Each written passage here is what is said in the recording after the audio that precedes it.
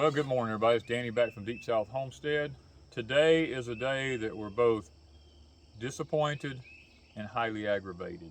As y'all know, we've had the cabin garden over here. We planted these yellow wax pole beans all down through here, and they're doing excellent. I mean, the plants are doing fantastic, even though we're in what's called a moderate drought. And the reason that we're both disappointed and aggravated this morning is that we planted the yellow wax Kentucky Wonders, what they were, the Kentucky Wonder yellow wax pole beans here this morning. Well, there's no arguing the fact that they're pole beans. They're actually growing up, they're running up just like pole beans do. But we come over here this morning to do our weeding, and I told Wanda, I said, they're blooming real well. I said, now's the time to weed them, and we got to get some liquid phosphorus on them. Well, when we come over here to start weeding, this is what I'm finding. This is not a yellow wax bean. These are just as green. And they're flat. And they're flat. I don't know what variety this is. I am very disappointed. I'm aggravated. We don't get a second chance in the Deep South to grow these things because this is actually a cool weather plant that grows early in the season. And it's already up in the 90s here. Well, let me just go ahead and show you. This is the company that I ordered them from. Now, I don't know. Y'all saw me with the little garden cedar thing, a homemade one that I made, planting these seeds. The back, this is what it says on the back right here. Kentucky Wonder, annual yellow pole, 65 days. Guys, that ain't a yellow wax bean. And I'm sitting here now, I got a whole row of these things here. I was wanting them to save seed from because I love the yellow wax beans. And now I'm sitting here, I don't even know what this is. So you can bet one thing, Danny will be getting a hold of this company right here. I don't know if they outsource their seeds, kind of like some of the other seed companies do that don't really grow their own. They just let other people grow them and then they get the seed from them. I don't know if that's what this company does, but I'll bet you I find out. And I'm gonna let them know that I did a YouTube video talking about their seeds and how they're not what they say they are.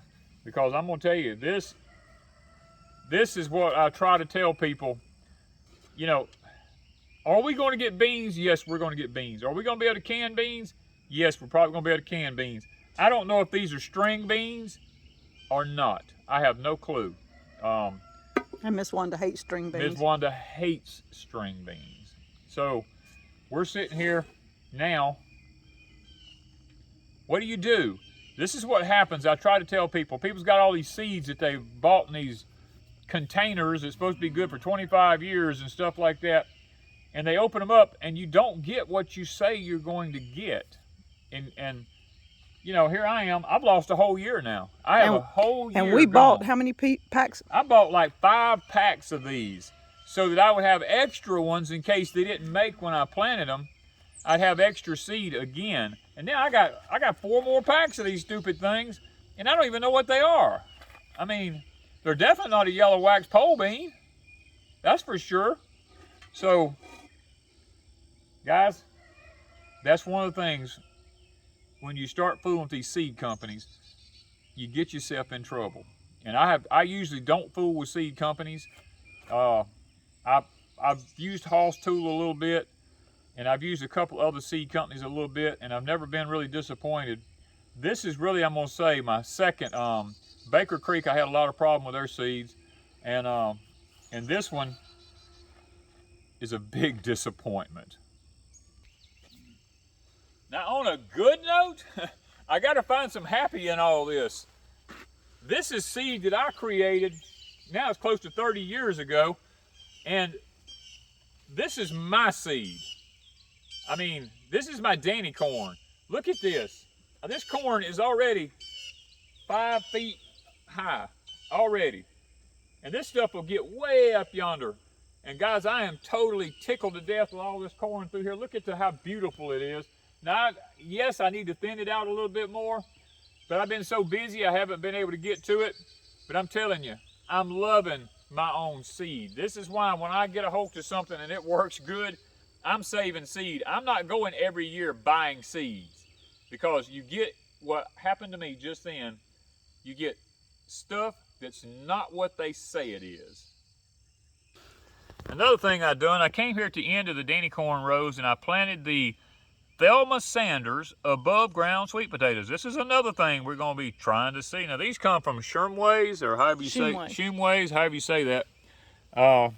It's the only company that I found that had above ground sweet potatoes.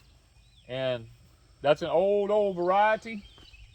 We'll see if it makes. I don't know. I mean, I'm at one of them points right now. I don't know anymore. I'm still so aggravated and ticked off about this over here. It takes a long time for me to calm down from something like this because that's my food source. And I know I'm screwed for a year on, you know, that's a year of my life gone. I'm not a young person anymore to start over with this stuff. And that just irritates me. I got to stop. We got to go to the front. But we do have beans. We'll have beans. But I can look at them and tell you they're probably string beans. And that irritates the heck out of me. But anyway, I've got to go to the front and pick English peas before it starts getting too hot. And we got squash up there. We got yellow crookneck. We got zucchinis to pick. As a matter of fact, we'll take you up there and show you.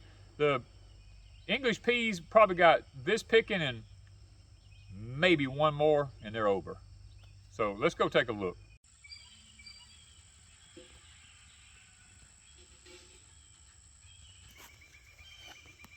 Well, we're back up here with our English peas now, and guys, as you can see, in our heat and humidity, the powdery mildew, you know, they're over. We might as well consider it. The plants are just, it's over. It's the poor old beans. I mean, we have to wash our beans before we actually, look at that. You see that? That old powdery mildew gets on them. The pea inside's perfectly okay. When you hull it open, the pea's fine. It's just that, you know, the outside's real nasty. Can't waste nothing. But they look really bad. You look down through here, they're just, this is it. Matter of fact, after looking at it this morning, it's probably the last picking. So after today, we'll probably come back, leave them sitting here another week, and then we'll pull them up, and anything that's left on them will probably just be a seed or something like that. So, like here's one right here. This is a seed right here. It's done turned that yellow wax pale look like that. That's a seed. We'll save that, you know, for a seed. We have all these rows starting right here. This one, this one, this one, and all the way down here. All these are planted in sweet potatoes now. So this garden is completely finished. We'll come back with the cub and clean the middles out.